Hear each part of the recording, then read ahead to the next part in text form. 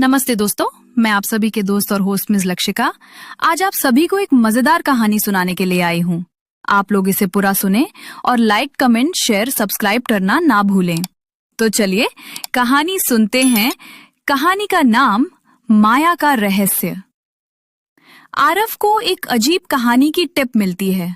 एक गांव में एक लड़की है माया, जो 3 साल से बिना किसी से बात किए एक वीरान हवेली में रह रही है। कहते हैं वो रात को किसी से बात करती है, लेकिन उस हवेली में और कोई नहीं रहता। आरव इस कहानी पर डॉक्यूमेंट्री बनाना चाहता है और कैमरा लेकर गांव पहुंच जाता है। आरव जब माया से मिलता है तो हैरान रह जाता है। माया बहुत खूबसूरत है, लेकिन उसकी आंखों में डर और रहस्य दोनों झलकते हैं। वो बस एक बात बार बार कहती है, वो मुझे ढूंढ रहा है, वो वापस आएगा।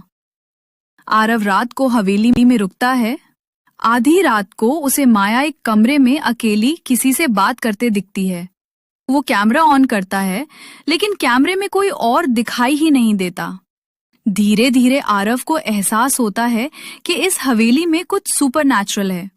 गांव वाले भी कहते हैं माया मर चुकी है, 3 साल पहले आत्महत्या की थी। आरव घबरा जाता है। क्या वो माया की आत्मा से बात कर रहा है? वो जब डॉक्टर मल्होत्रा से मिलता है तब पता चलता है कि माया सच में जिंदा है, लेकिन वो सिजोफ्रेनिया से पीड़ित है। उसे लगता है कि कोई उसे मारने वाला है। आरव को अब दया आती है और वो माया को इलाज के लिए शहर ले जाने का प्लान करता है। आरव जैसे ही माया को हवेली से बाहर ले जाने लगता है, तभी इंस्पेक्टर देशमुख आता है और कहता है, अरेस्ट हिम। आरव चौंकता है। मुझे क्यों? देशमुख बताता है, माया की रिपोर्ट 3 साल पहले गुमशुदगी में फाइल हुई थी।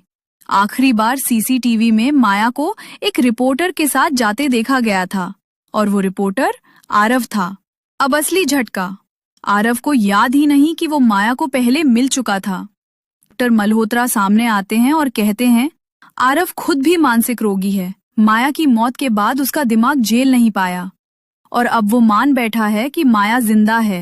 हवेली खाली पड़ी है और आरव अकेला उसमें बैठा है, माया की तरफ देखता हुआ, जो वहां है ही नहीं।